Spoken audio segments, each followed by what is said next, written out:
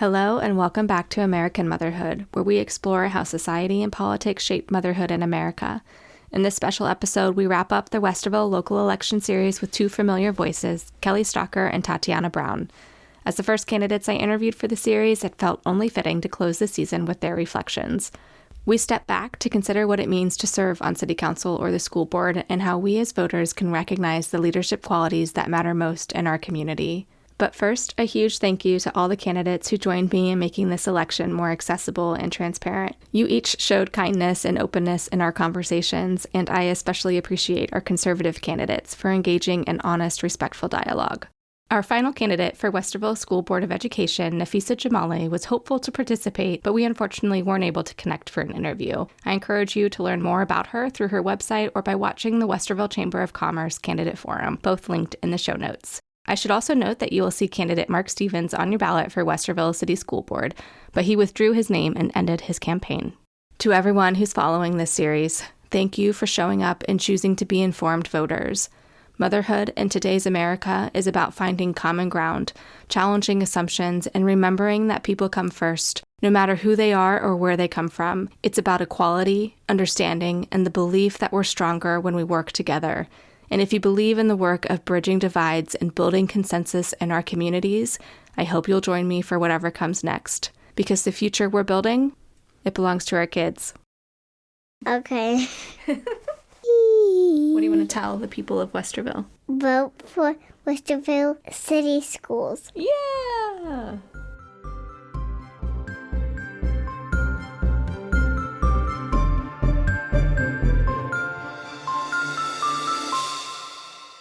Well, I have invited back two special guests today for a bonus episode to wrap up our local election series. We have Kelley Stocker, candidate for City Council, and Tatjana Brown, candidate for Westerville School Board of Education. Thank you both for being here. You were my first two guests on the series, for which I am so very thankful. And I think that we've all learned so much in these past 3 months alone. And so I wanted to take some time and reflect on what that journey has been like for you as two moms running for an elected position for the very first time. So I have some questions prepared, but of course, this is just meant to be a conversation. So anything you have to share is really valuable.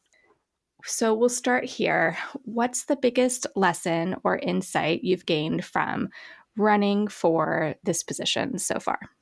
Kelley, do you want to go first? Sure. Yeah, I think the biggest thing I've discovered, so I started building my campaign back in February-ish, behind the scenes kind of stuff, like building my website, figuring out what my talking points were going to be in my platform and that kind of stuff. And for months, I was really frustrated because I just couldn't seem to get my messaging and wording right, my answers to key questions like, why are you running? I obviously had my why, but I was having a really hard time articulating it in a way that I thought was communicating what I was trying to communicate. So uh, that was frustrating for months. And then all of a sudden, like in the summertime, when the active part of campaigning started, and I actually got out and started talking to voters and community members, that messaging just kind of came organically. Through having individual conversations, I was able to reflect and say, oh, that didn't really hit well. I need to tweak the way that I say that. And I don't think there's any replacement for that process. It's not something that ChatGPT can help you with. And as a result, I feel like I've come on these really organic, genuine answers. And a better understanding of what it is that I'm trying to do with my campaign and if I win city council. So that was a really big lesson, was like, there is no way to be, I'm somebody who likes to be well prepared, and I don't want to go out and make things public until I feel like I've perfected everything. And so that was a big lesson, was like, there really is no replacement for that process of just getting out and talking to people, and coming on it over time and organically. Mm-hmm. And I think that's a good reminder for all of our candidates, but also for any community member is to start these conversations, right? Mhm. In a respectful way, of course. Yeah. Yeah. Yes. Okay, Tatjana, over to you. Yeah, I totally agree with Kelley. I think both you and I started our campaigns like a little bit. I'm sure everybody else did as well, but I feel like putting stuff out there a little bit earlier in the game. And so I think I started that process around like February, March. So it's been kind of ongoing for a while. And I totally agree with you. I feel like it didn't have the confidence in, getting my message out until more recently. But it's like the more that you're just out and about and sharing why you're doing this and what's important to you, the more, and you get that feedback from people in the community, and their excitement helps fuel your continuation in the process. So I think that's been a really cool part of the process, and something that I didn't expect, because I think I felt very intimidated by some of the, speaking engagements or the forum or different aspects of communicating. And then I realized that, people are really eager to hear what you have to say and what you're doing and why, and they're wanting to engage. So I think that made that whole process easier for me as well. Mm-hmm. I think that's a great reflection as well. And true for most anybody is having that confidence to get your voice out there. What you guys are doing takes a lot of courage. It's a lot of time. It's a huge commitment. And I'm really glad to hear that it seems like at least you guys have been enjoying it and it's been well received, at least from my perspective. Yeah, absolutely. Okay, so what has been the most rewarding or surprising moment as you've been campaigning? Anything memorable? I think just that, like, the singular conversations, and I didn't expect to enjoy or be as into like getting individual emails about some really in-depth questions, and it made me excited to see that people are like, hey, I really want to know how you feel about this, or I really want to share my story about this, or about my kid, or about my experience. And I'm like loving that part, because it feels easy. It's very easy for me to connect one-on-one. Sometimes like the bigger scale can be intimidating, but I've really enjoyed that part of just taking in their questions. And there have been multiple times where I've been very honest and said, that's not something I know a whole lot about. Let me do a little research. I'll get back to you. And I think people appreciate that too, because I am coming in new to this. And there's a lot of things that maybe that, even though I'm a parent as well, maybe that hasn't been my experience. So I'm trying to find out as much as I can before I get back to them, because I want to give them an authentic answer and think through it. And people have just been really kind through that process. So that's been really cool. Oh, that's awesome. Yeah. That's great. Kelley, how about you? Yeah, I think I did not expect to enjoy campaigning a lot. I'm not an introvert, but I'm a quiet extrovert. I like to observe. It takes a long time before I'm ready to kind of put my two cents into something. And so the idea of just like getting out there and exposing my views to people I didn't know without being able to assess situations was intimidating. And, I was like, oh, but campaigning is just something I got to get through so I can govern if I want to. And the biggest surprise has been how much I've actually enjoyed it.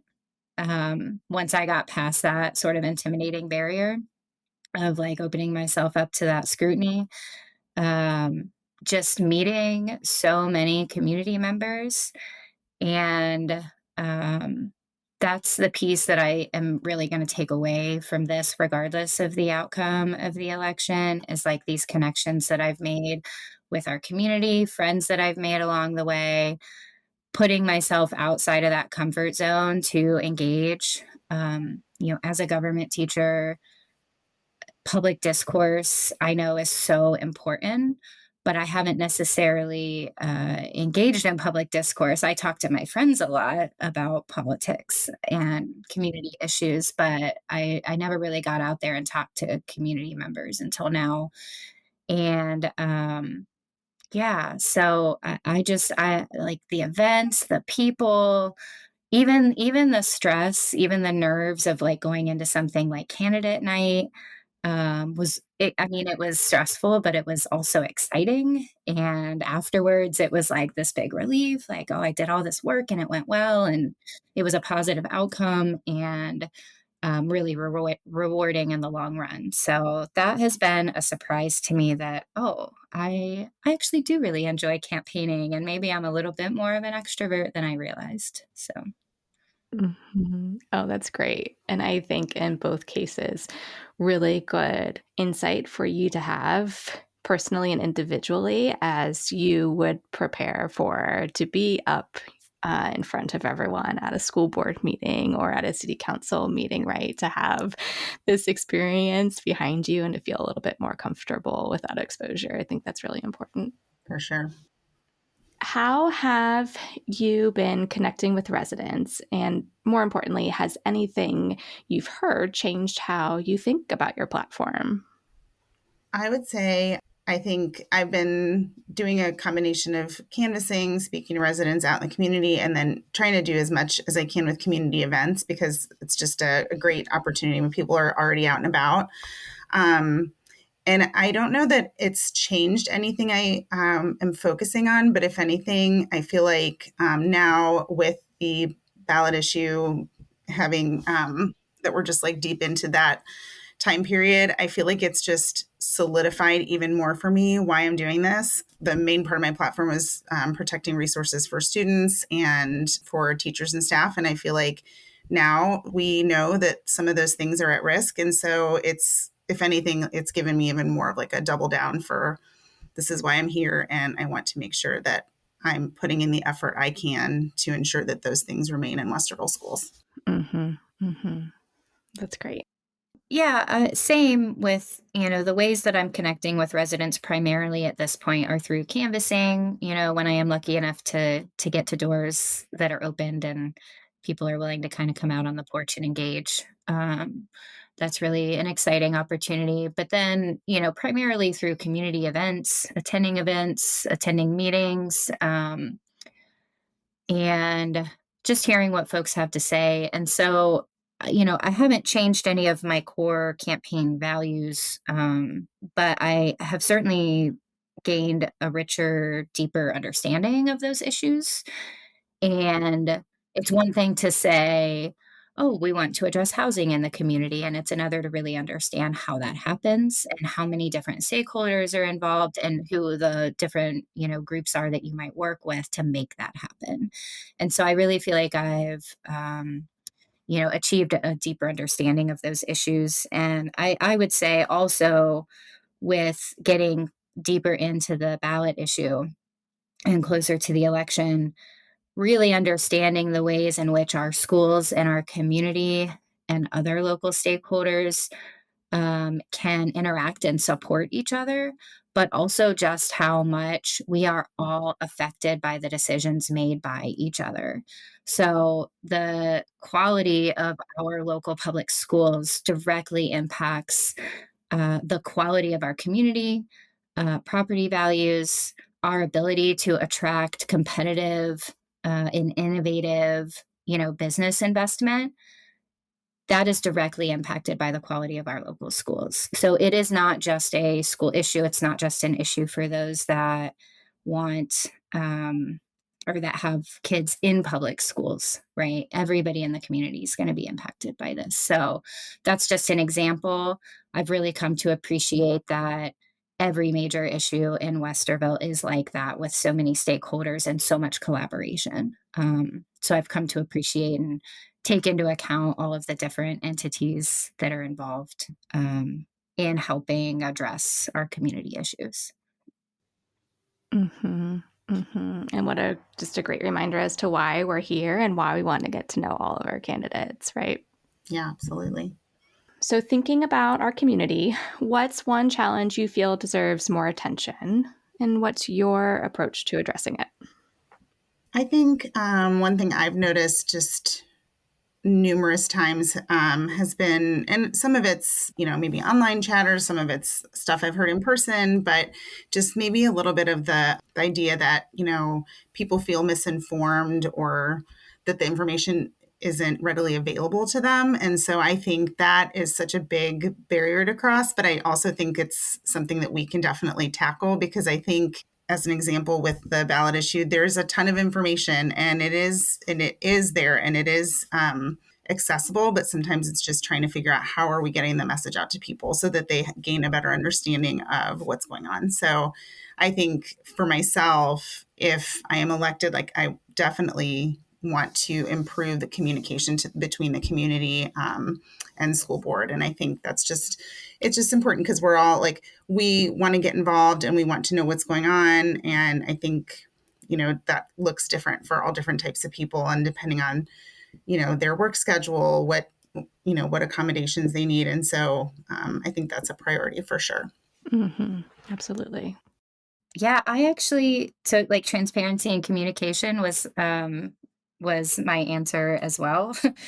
And for similar reasons, right? Like, I think our schools already do a great job at putting that information out, and our city does too. I mean, I see the ways that they attempt to communicate, and attempt to be transparent. But at the end of the day, if we have a good amount of folks who are still saying, well, I didn't get the information, or I don't know where to find the information, I think sometimes we're so involved in the process that we're like, well, it's right here. But for somebody who's removed from the process, it might be difficult to, well, what website do I go to? Where do I click? Right? I'm on websites like these every day, and I know how to navigate them easily, but maybe we have a portion of folks who don't get online very often, and websites might still be confusing. Um, and so how do we reach everybody? This is a really good example of how that word equity would come into play, right? Equity means so much, and it means making sure that we are reaching everybody where they are. And if there's a group, or a large group of folks that aren't getting that information, then let's talk to them and say, what would be the best way for you to get this information? How would it be helpful? Do you check your email?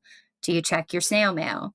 Um, you know, Different ways can be more expensive, but if we recognize that there's a particular group that gets most of their information through mail, then maybe we mail that information out to a specific group, because we know that they're getting most of their information through mail. And maybe we don't mail it to groups that we know are getting more information online. So those are just some examples. And then my job is also, as a teacher, taking complex information and making it understandable. So maybe the information is out there, but maybe it's just not in a way that a lot of people can understand, or maybe there are particular groups that aren't able to understand it. So I'm a big fan of, like, one pagers and graphic organizers to organize a lot of complex information.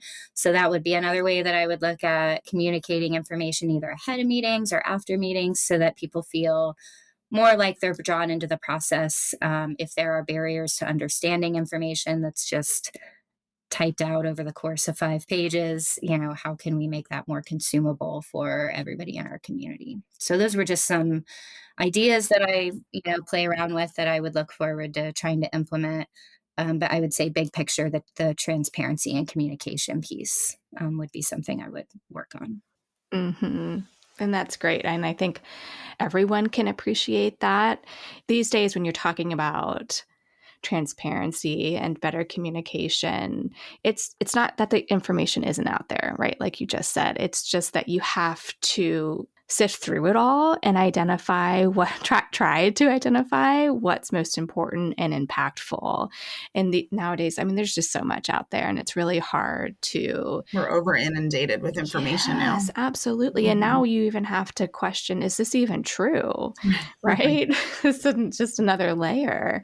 And you have to really care to put in the time and the effort to do that. And I think that's a challenge maybe we, haven't realized until more recently. But yeah, always appreciated to focus on communication and transparency.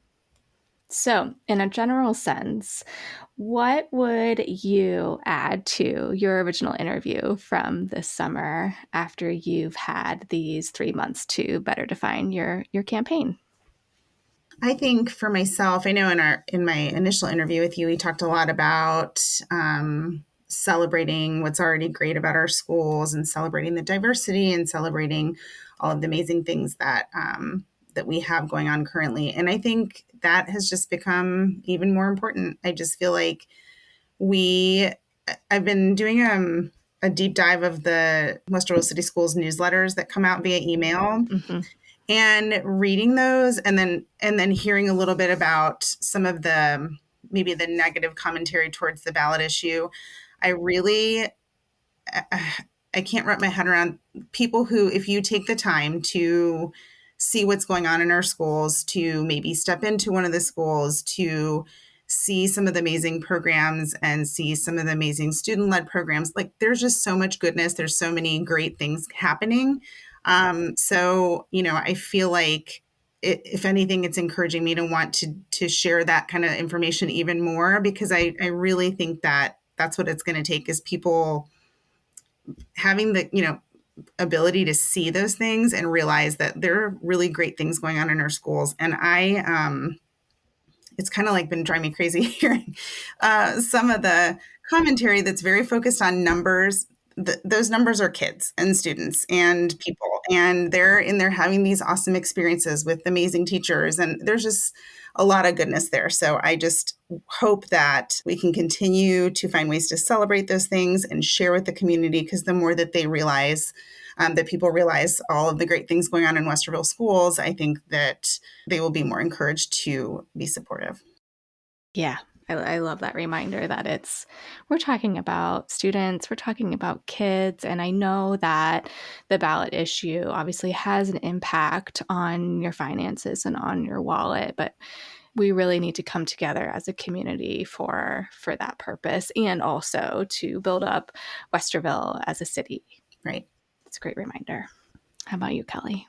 Yeah, so like I mentioned before, it's not that my core priorities have changed, but my understanding of how to get those things done has. And so, without doing like a whole other episode where I go into individual policies, the only thing that I would really want to add to my previous episode is just really emphasizing, as I mentioned before, the understanding of the collaboration that happens to solve some of our issues. So, like, housing is a really good example. It's something that we all talk about, but what does that look like in terms of addressing it in a smart way that makes sense for our community? And so I've learned so much about things like, the city's partnership with MORPC to help our residents who are on a tight budget repair their homes at no cost to them. Maybe they need a new roof. Maybe they need new siding, or maybe there are some repairs in the home that need to be done. Westerville has a first of its kind collaboration with the Mid Ohio Regional Planning Commission, and it helps take care of those. So not only does that help our residents address cost of living, but it also helps us maintain our what's called NOAA, or naturally occurring affordable housing, so that as those homes turn over, they're still available and they are still in good condition. And that helps us address housing shortages too. So it's not just about building new builds. It's not just about, high density housing. It's also about what do we already have and how can we help our residents work to preserve it in a way that they can afford, and in a way that protect our naturally occurring affordable housing. And that will help reduce our housing shortage and the need to build a lot of new housing stock. So things like that, where you get really into the specifics of the policies, are what I might add given the opportunity. But like I said, I could probably do a whole nother episode getting into some of the nitty gritty policies. But I really because my episode was so early with you, so early on, that I really feel like I've learned so much about how to implement my priorities. Mm-hmm.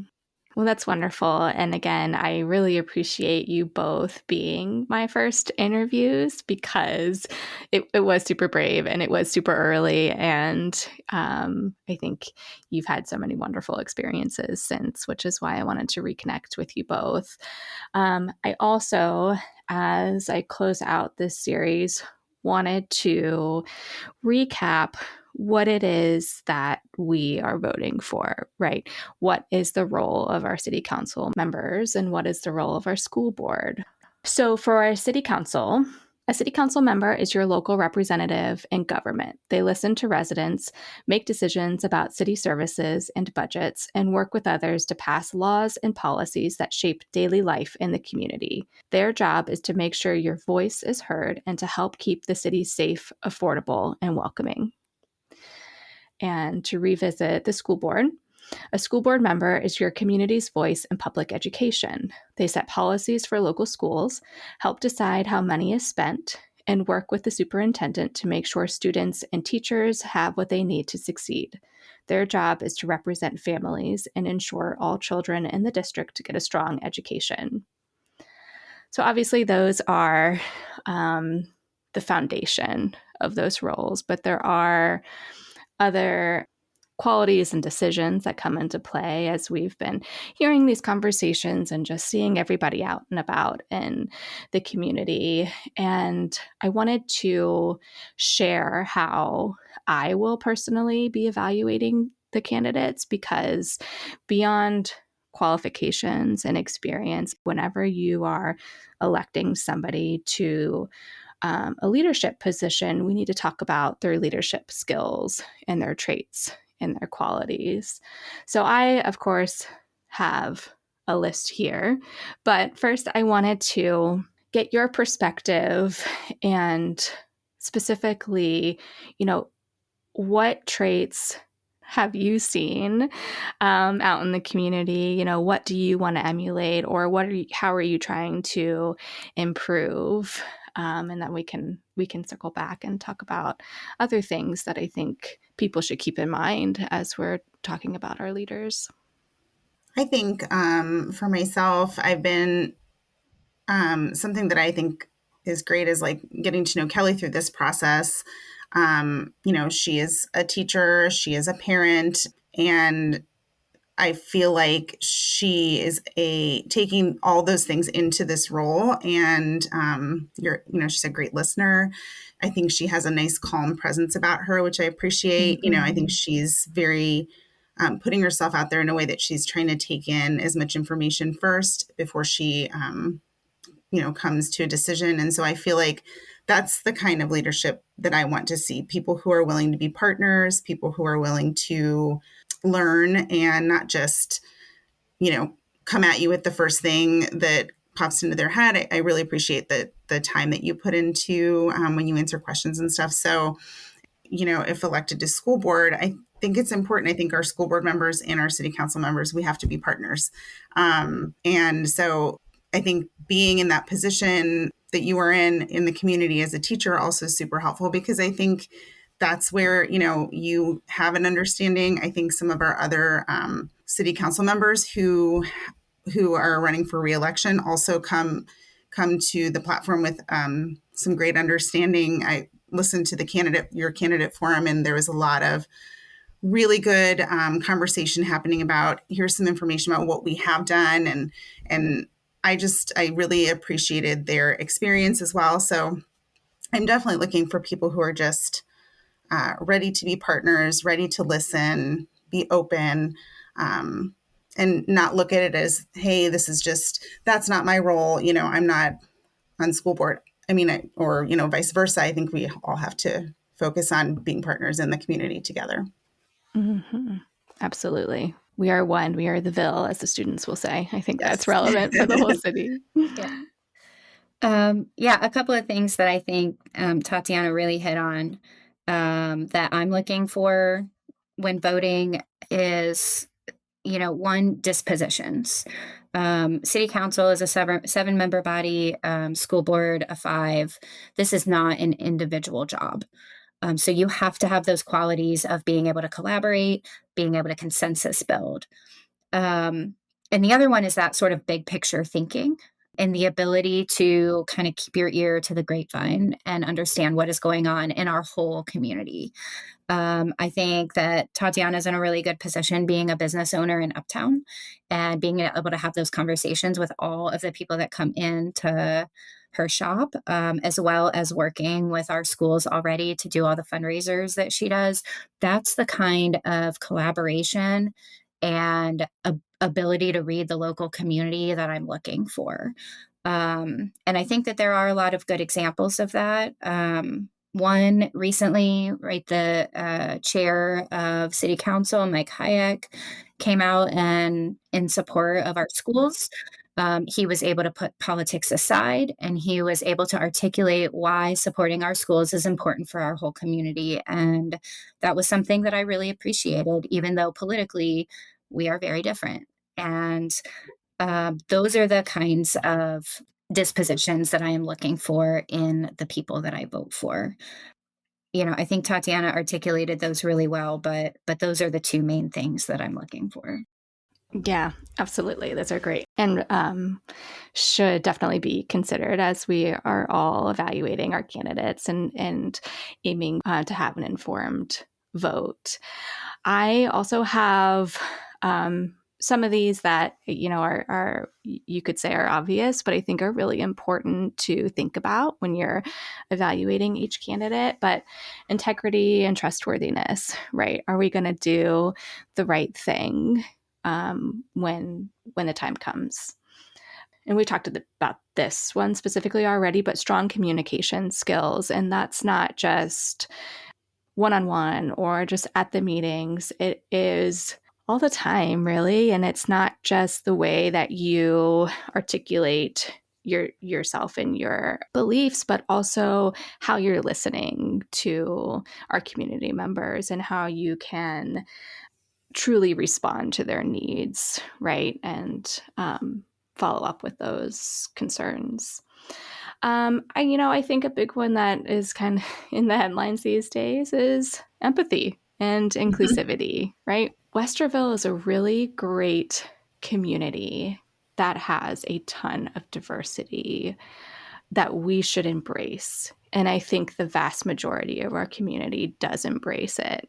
But I do think that some people say they embrace it and they don't always act on that, right? And so it's really important to pay attention to what people are actually doing and not just what they say. Mm-hmm. Sometimes you have to pay attention to what they say too. Accountability and reliability, right? Let's hold everyone accountable, and that is the community's role, right? Not just your role. Problem solving and decision making. I will say, like in talking with our candidates, I've been really encouraged by some of the proposed solutions or just ideas, right, to continue the conversation, because a lot of the challenges that we're facing, either as the school or as the city, they're not necessarily new and we're not unique to them, but we have to stay motivated and we have to stay creative and we have to keep working and keep trying to find the right solution.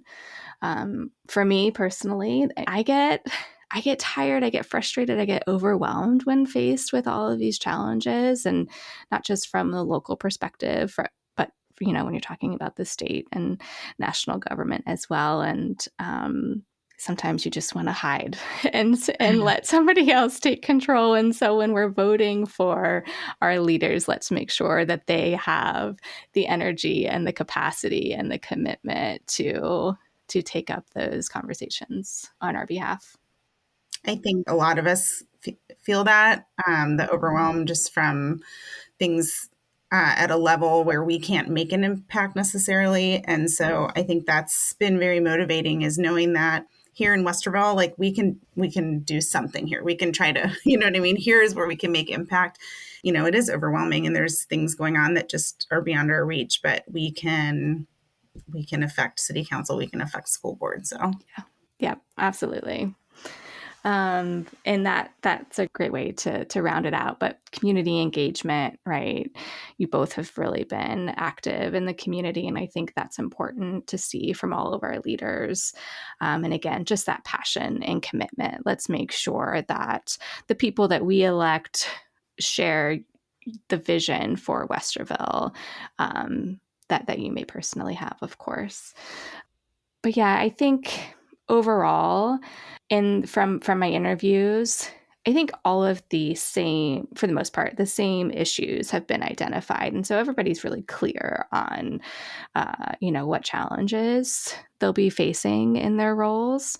Obviously, coming from different perspectives in some cases, but as a community, as voters, what we need to consider is who will amplify your personal voice and your personal values, and who do you feel comfortable with that responsibility. So lots of decisions to make. We have so many candidates. And Kelley, I think it was in your interview we touched on this. Like, is this normal? Is this a normal amount of candidates to consider? Because it has been a lot, and this has, in a lot of ways, been the first season that I've paid close attention. And so I hope that the interviews have been productive for everyone. I know that I've learned a lot, and we can hopefully feel more confident in our votes, whatever they may be. Anything else for you that you guys want to add? Just that I think one of the things I mentioned in my first interview was that, having so many people interested in taking on leadership roles and giving our community so many options. I still stand by that being a good thing because, at the end of the day, our community gets to have a voice in the kind of leadership that we're going to have. But I do want to emphasize the importance of getting thoughtful, kind, empathetic people.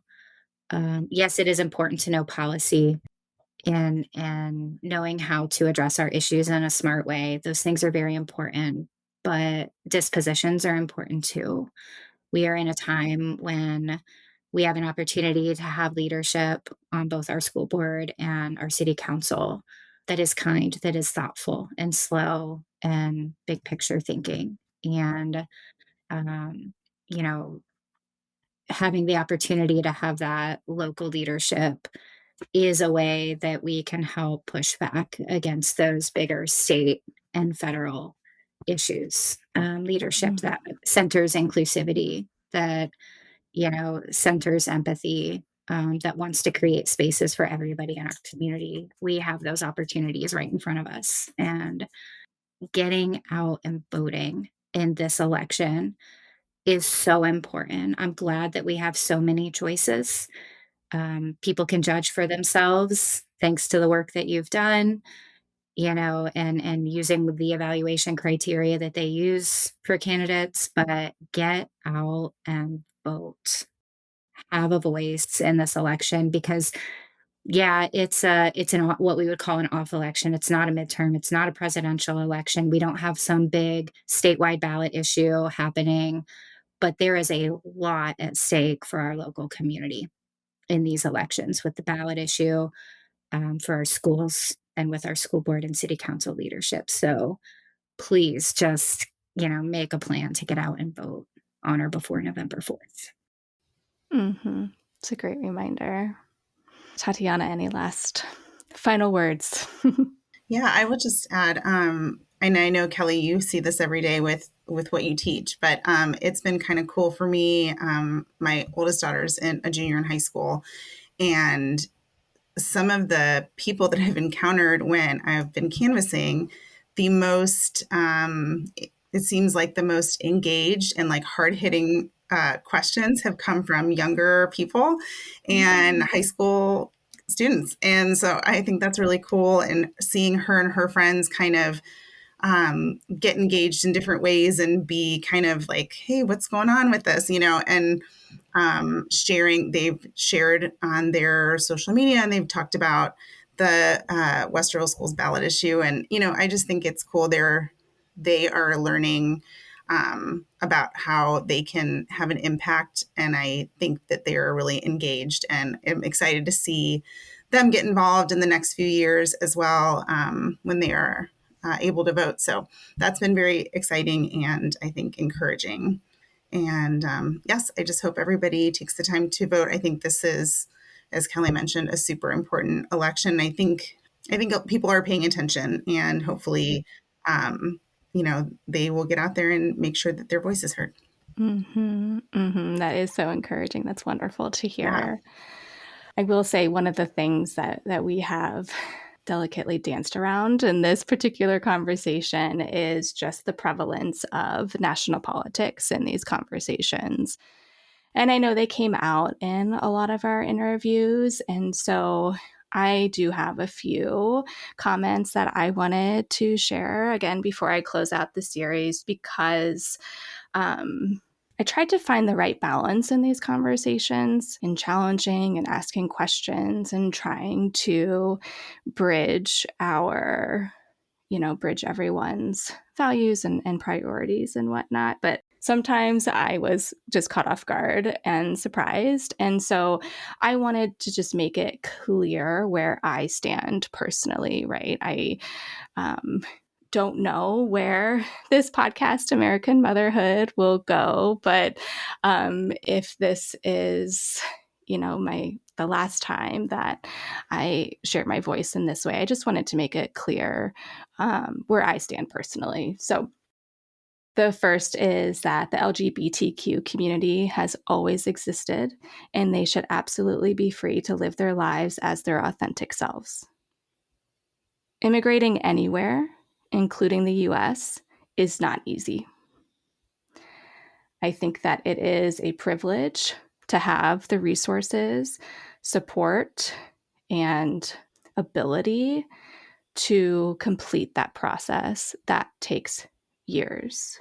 And once you've become a citizen, it's not as simple as inviting your loved ones to join you.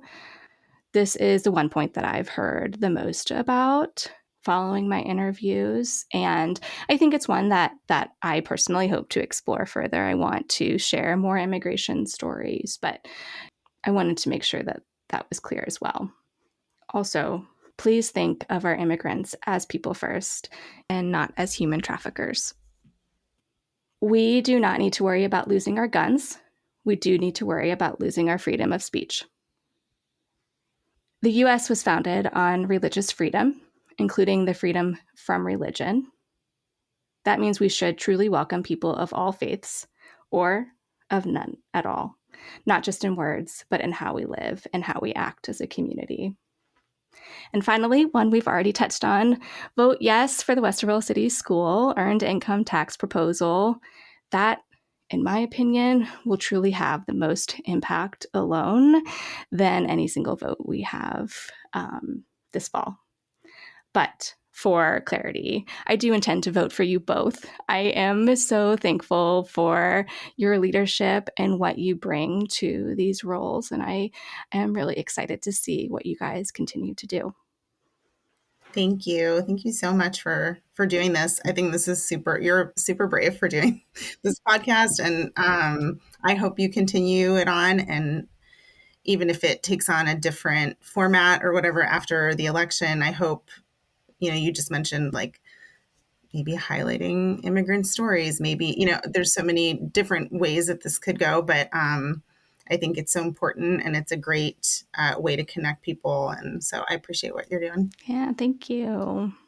Yeah, and I just wanted to mention that I appreciate that the reason you are making these statements is because you showed restraint while you were interviewing to give all candidates the opportunity to put their values out there. And I think that was a necessary thing.